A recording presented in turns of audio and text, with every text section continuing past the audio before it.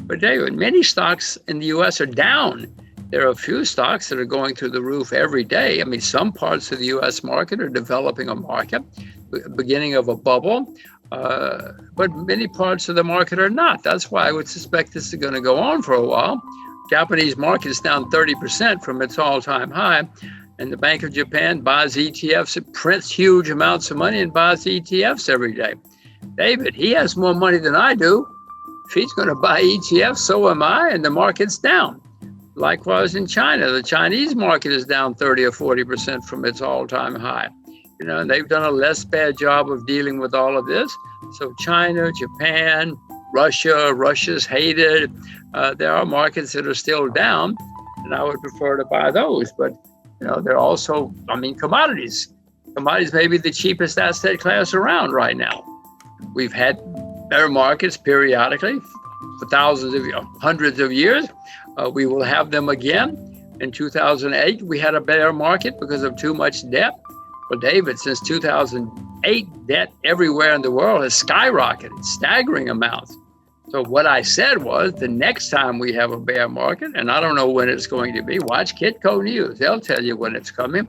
But when it comes, it's going to be the worst in my lifetime. It has to be. Because the debt is so, maybe I'm wrong. And if I'm wrong, you tell me why. But the debt is so much, much, much higher all over the world now than in 2008. Well, when markets start going down, when bear markets start, for whatever reason, people are very skeptical of companies that have a lot of debt, because as fear, as exuberance gives way to fear, people start worrying about will they survive or can they survive, or their earnings must go down because they have so much debt. And some companies start going bankrupt, the really bad ones, and it spreads. This is just a simple bear market now. I'm not making any of this up. It's happened hundreds of times in bear markets all over the world throughout history, and that's the way they work. As I look around the world, bonds are a bubble. Many stocks are making all-time highs. Property in many countries is certainly in a bubble. The cheapest asset class I know are commodities. Now, sugar's down 80%. Silver's down 50% from its all-time high. This is not a bubble. As I look at asset classes, at the moment, commodities seem to be the cheapest. I'm buying more commodities as we speak. You've launched an ETF, the Rogers Commodity Index Fund, back in the 90s. What were the components of this index, and how did you decide the percentage of allocation of components when you launched this ETF? Well, I was about to go around the world, but I realized that the commodity bull market was about to start. I wanted to invest in an index because I was going to be traveling. I looked at all the indices. None of them I wouldn't invest in any of them. They were all hopeless. So I came up with my own. There were over 35 components. And it was basically because I wanted it to be a worldwide index. Many of the indexes were pretty narrow that existed, and they were mainly U.S. centric. I wanted something that would give international, the cost of doing business, the cost of staying alive. So there were over 35 components, and the weightings were essentially based on oil was much heavier than sugar, because we all use a lot more oil than we use sugar in our lives. Oil is in the process of making a complicated bottom. Bottoms go up and down, and go sideways for a while, and then eventually they turn around and go up.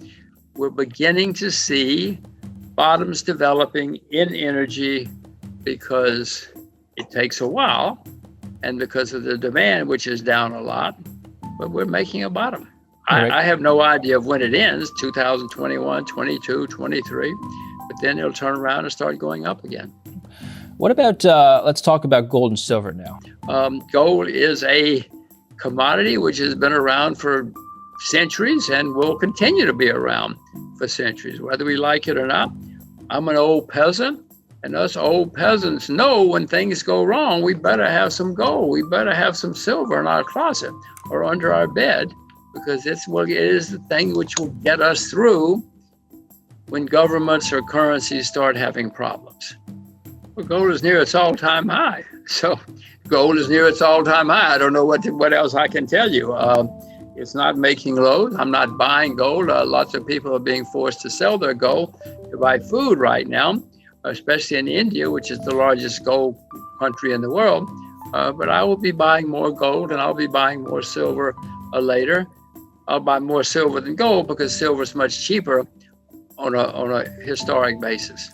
Analysts I've spoken to have said that even though it's reached all-time highs, this is just the beginning of a larger bull run into potentially even newer highs. Can you see that happening? Yes, no, I suspect they're right this time because there's going to be great turmoil. Yeah. Certainly in the next 2 or 3 years in the world market. We talked before about gigantic amounts of debt. We talked about how a bubble is starting to develop in some stock markets. The bubbles always end.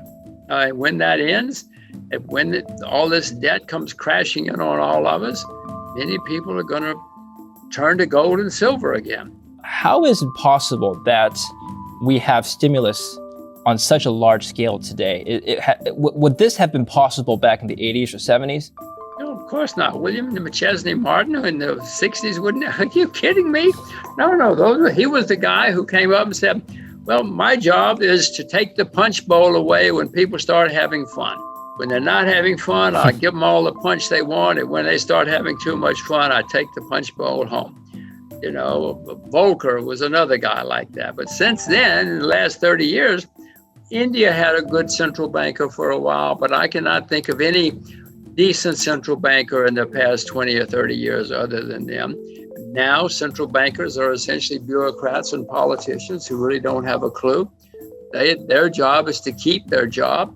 And the way they keep their job is to keep people happy. And that means print money and spend money and borrow money.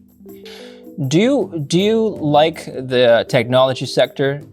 Do I like it? I mean, I'm not going to buy those things. You kidding? I mean, Apple? No. I'm not just the first one to know about Apple. Apparently every new investor in the U.S. right now is buying Apple. Yeah. In China, they're buying Tencent. They're buying all of these stocks, the new investors. It's not for me. I mean, it may double again, but not for me. I prefer to buy things that are cheap and hated. So something that's not being looked at. So Apple, for example, is everybody analyzes that stock. There's as an investor, it's difficult to find value in something that's looked at by everybody, is what you're saying. Not only just looked at, owned by everybody. Owned by everybody, yeah. And many who own it and don't even know what it is, but it doesn't matter. They're making money, so they're happy. But that's not for me. I mean, I bought a Russian shipping company recently. Oh my God, you talk about hated. It's hated.